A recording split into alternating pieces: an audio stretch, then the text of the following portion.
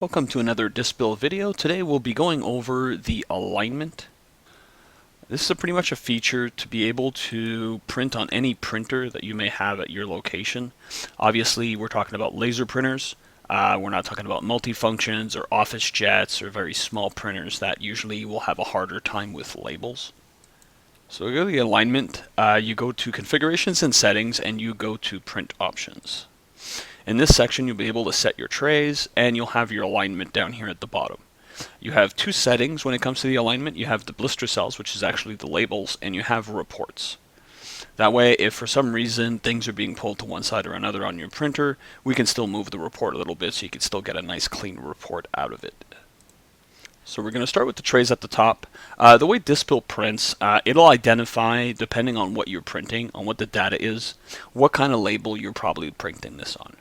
And one of the things that I wanted to mention when it comes to these is sometimes you wind up with something that says yellow-blue.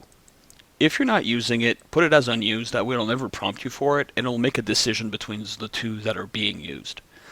Because what we run into quite a bit is that if the tray is set up for yellow-blue, which is twice a day, which is usually morning bedtime, if somebody does a morning-evening, sometimes they're like, why isn't it not coming out on my yellow-blue? Because automatically thinking it's not morning bedtime, it'll automatically go to the white label. So if you need it to be yellow-blue, just make sure that in the same tray you have the paper you need, because Dispill will obviously print on any of the labels that we produce. The only thing is we'll try to find, depending on which tray you have set up, which tray we should be setting it to, especially when you have different ones. Automatically it'll go there. So if for some reason you're like, it's not going and picking it up out of the right tray, sometimes it's because of this. It's being identified as one thing, so it's picking up a different label. Most of the time, if you're all set to the same tray, it'll prompt you each time for which label you should be inserting in that tray, knowing that you're only using one tray. You'll also see there's little buttons on the side here that say validate. This is just if you want to make sure that the paper is being picked up from the right place. When you click on validate beside each of the trays, it'll send a job to that tray, or it'll attempt to. That way you'll be able to figure out if it's coming out of the right way or not. If you do that, you'll get a page that looks like this: Dispill tray validation, where it's come from, and which one you were using. This is the 7-day color label, which means we press validate on the color label here.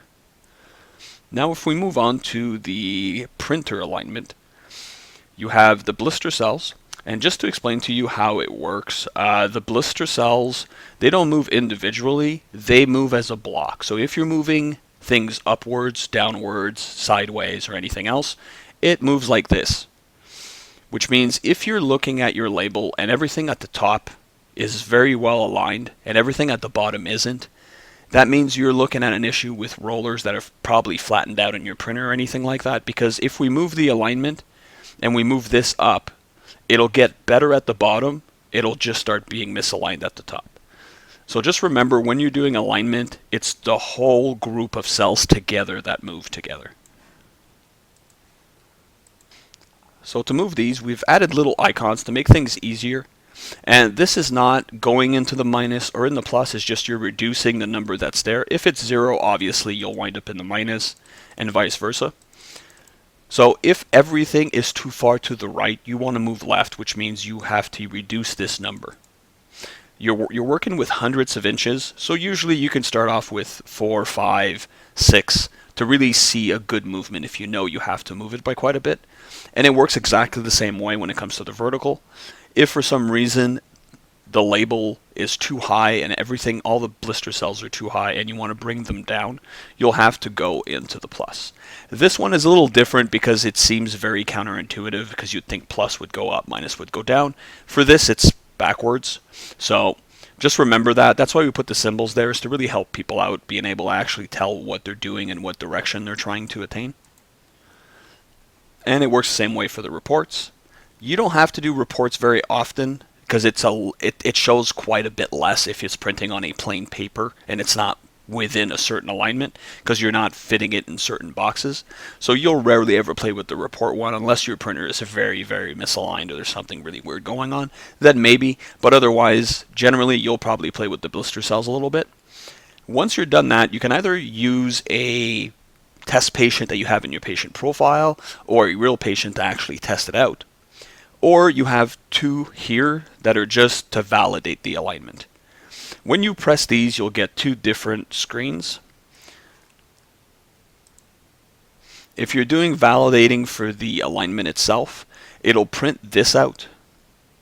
And what it'll try to do is actually make sure that everything, all these rectangles actually fit inside the blister, logo fits within the box at the top, and that the circles are around the holes that you see physically on the labels. And then the other button would be the printer boundaries. So if you go to the printer boundaries, you get a page that looks like this. Obviously, if you're not on a colored printer, this will come out all gray. It's just to test the grayscale and to see that this line is actually showing up on what you're printing. And same thing for the bottom here. If you don't see any of these two lines, we're probably going to have issues when it comes to the labels, so we might have to look at the printer at that point.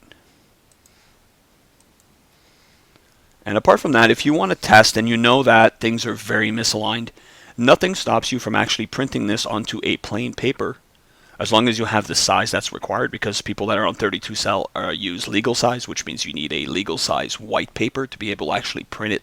And then you can actually take it and superimpose it, put it right over the label, and you'll see how things are fitting. And at least it'll give you an idea, and when you get really close, then you can use labels. That way you won't have to waste so many labels trying to get the alignment done if it's misaligned for any reason. So this will wrap up the small training on alignment. If you have questions, obviously you can always call us. There's always a tech that'll be willing to assist you with setting up alignment, making sure everything comes out right, because other things come into play with this. Sometimes printer drivers and things like that come into play. So don't hesitate to call us at 1-877-361-1995 or write us at support@Dispill-USA, and we'll see you on the next video.